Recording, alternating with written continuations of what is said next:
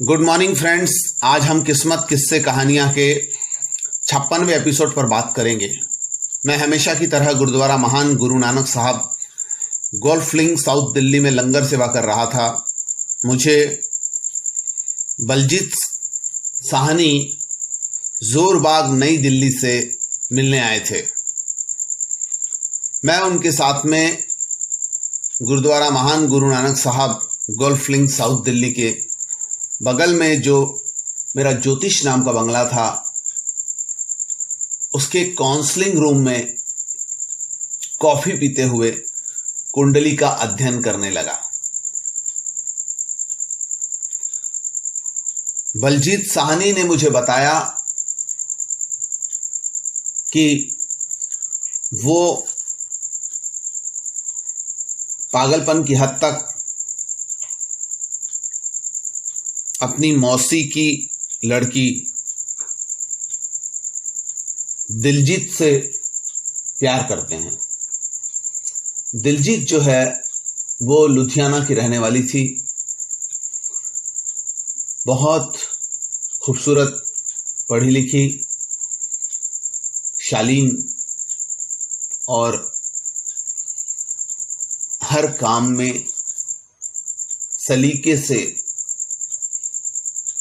काम करने वाली एक शालीन महिला थी।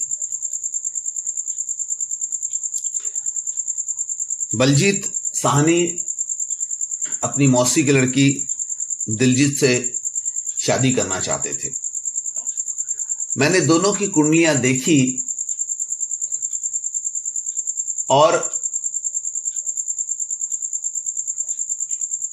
बलजीत को मैंने कहा कि आपकी शादी दिलजीत से जरूर होगी, पर बीच में काफी सारी अड़चनें हैं। बलजीत साहनी वैसे ज्योतिष पर उतना विश्वास नहीं रखते थे, फिर भी कुछ कश्मकश चल रही थी तो व्यक्ति कहीं ना कहीं जाके अपना दिल हल्का करता है।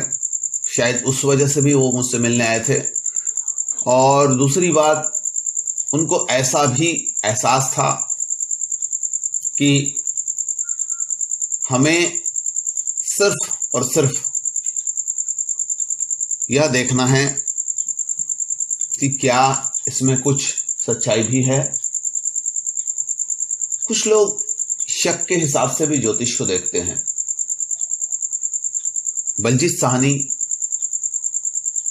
मेरे किसी परिचित के बहुत अधिक तारीफ करने की वजह से भी मेरे पास आए थे, और देखते हैं इस हिसाब से भी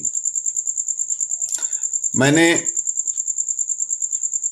बलजीत को उसकी मौसी की लड़की दिलजीत के साथ में उसकी शादी होगी, यह बात की 100% गारंटी दी। बीच में परेशानियां भी है, यह भी बताया। उसके बाद में बलजीत चले गए और बलजीत से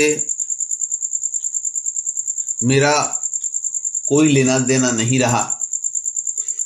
जनरली होता है कि मेरे पास में जो क्लाइंट आते हैं वो मुझसे लगातार राब्ते में रहते हैं, मुलाकात करते रहते हैं, हेलो हाय होते रहती है। मैं उनको अपने फ़ोन के व्हाट्सएप से मैसेज भेजते रहता हूँ और वो भी मुझे अपने दिल की प्रॉब्लम्स बताते रहते हैं। पर बलजीत साहनी के साथ में ऐसा कोई भी संबंध नहीं बना। मीटिंग के बाद में बलजीत अपनी दुनिया में चले गए, मैं अपने रूटीन क्लाइंट के साथ में। बलजीत 13 साल बाद में मुझसे दोबारा मिलने आए। मैं भी हैरान था। मैं कोई क्लाइंट की काउंसलिंग कर रहा था और वो बिना किसी अपॉइंटमेंट के आ गए काउंसलिंग समाप्त होने के बाद में मैंने बलजीत को अपने काउंसलिंग रूम में बुलाया और उनसे आने का रीजन पूछा। बलजीत के साथ में एक महिला थी और बलजीत ने उसका परिचय करवाया। यह है दिलजीत, जिससे मेरी शादी हो चुकी है। बलजीत ने मुझे बताया कि आपने जैसा कहा था आज से 13 साल पहले बहुत सारी मुसीबतें आईं। मैंने मजबूरी में कहीं शादी की, माँ बाप के दबाव में आकर। वो शादी कुछ दिन चली और फिर बाद में टूट गई। उसी तरह दिलजीत ने भी अपने माँ बाप के दबाव में कहीं और शादी की। वो शादी कुछ दिन चली, टूट गई। हमारे अपने पसंद के शादी करवाने का अंजाम माता पिता देख चुके थे। अब उन्होंने हमको हमारी किस्मत के भरोसे छोड़ दिया। मैं दरबार साहब अमृतसर, जिसे गोल्डन टेम्पल कहते हैं, वहां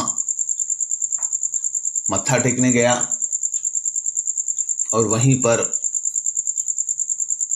दलजीत भी मत्था टेकने आई थी। वहीं गुरु महाराज के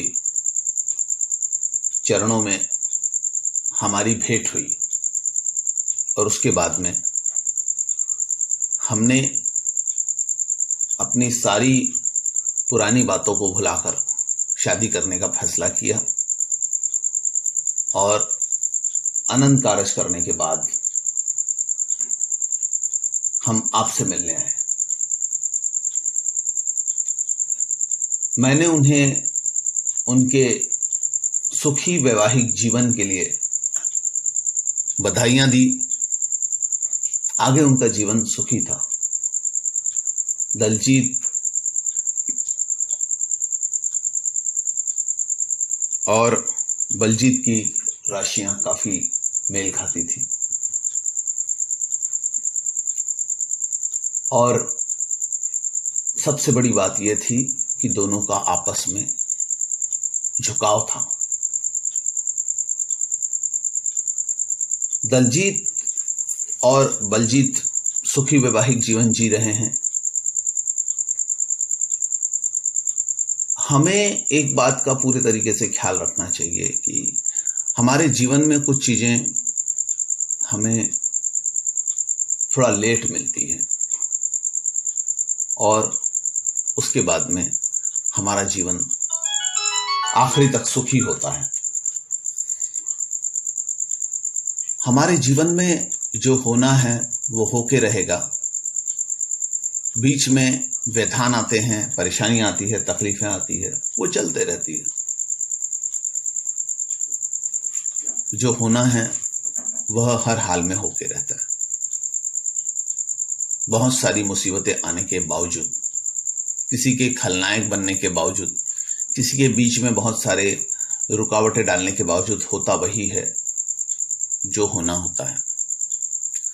तो यदि कुछ अच्छा हो रहा है या बुरा हो रहा है तो उसको हमारे किस्मत का पार्ट समझ के हमने खुशी से स्वीकार करना चाहिए। शुरुआती समय में बलजीत के जीवन में बहुत सारा उलटफेर हुआ जिसके बारे में शायद बलजीत साहनी सोच नहीं सकते थे। उन्हें लगा कि मेरी भविष्यवाणी झूठी हो गई और इसी वजह से भी वो शायद मुझसे रास्ते में नहीं रहे, मुझसे बात नहीं करने लगे। बाद में जब ये सब चीजें हुई तो सीधा अनंत कारज अर्थात विवाह करके वो मुझसे मिलने आए। आपकी किस्मत में जो मिलना है वो आपको मिलेगा, आज नहीं तो कल मिलेगा। आप धैर्य रखें, आपकी किस्मत आप तक पहुंच जाएगी।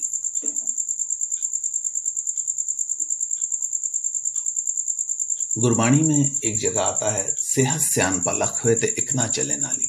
आदमी कितनी भी होशियारियां कर ले, कुछ नहीं चलता। होता वही है जो किस्मत में लिखा हुआ होता है, और किस्मत देर सवेरे ही सही जो देना है हमको देती है।